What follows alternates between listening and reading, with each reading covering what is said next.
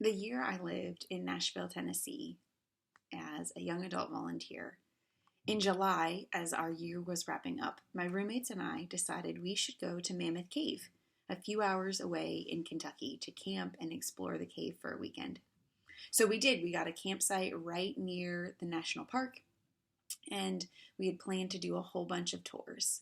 The first tour of the day was a historical tour about how the cave was found, um, the people involved in that, the history of the area with slavery, and it was just a really interesting tour. So the three of us went, and it ended up that we were the only three for that tour.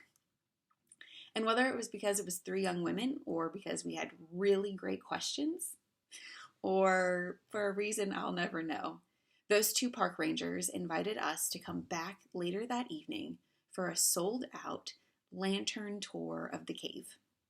Of course, we agreed. And so we went about the rest of our day. We did the general cave tour.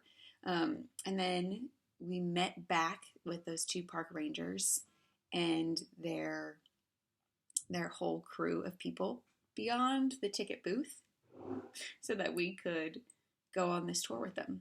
Now, I will say we were the only people without lanterns, so I am certain everyone else on the tour knew that we were totally just coming along for the ride. Yeah. So that evening tour, you go to parts of Mammoth Cave that the general public doesn't get to go to because it's a limited tour. Here's the thing about Mammoth Cave. It is exactly what it's called. It is mammoth.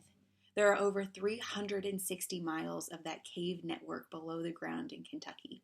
It's huge, and it's so big, in fact, that not all of it has been mapped or walked or explored.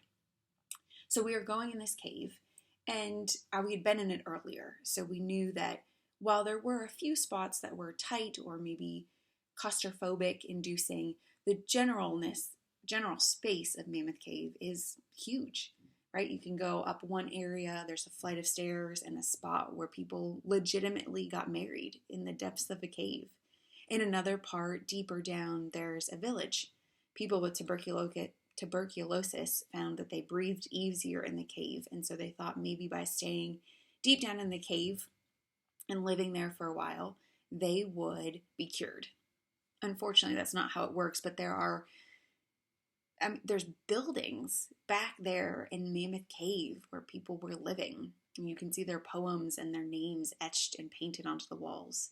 In another part, if you turn the lanterns off and just have a flashlight, it looks like the ceiling of the cave is the stars sparkling at night.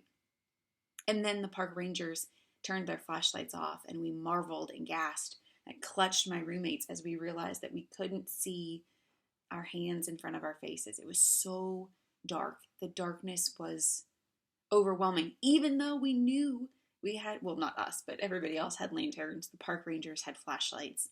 They did this tour regularly. Those few seconds, maybe half a minute at most, in the darkness was paralyzing.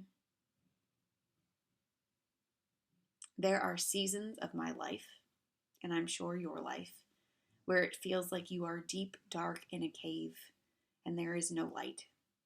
And maybe there are tight, claustrophobic corners and you feel trapped. You feel stuck. The psalmist says it beautifully in Psalm 71:20, where it says, "You, O God, you who have shown me many troubles and calamities, you will revive me once more. From the depths of the earth, you, God, will raise me up one more time." That truth rings so true. Because our God who is loving and merciful and kind, will indeed raise us up one more time. And one more time. And one more time, and one more time, and one more time, and one more time after that, and one more time after that. Our God who is the light of the world will come and illumine the dark spaces, will walk beside us, will guide us through the narrow twists and turns. Our God who is the comforter will inspire us and encourage us and move us forward in new ways.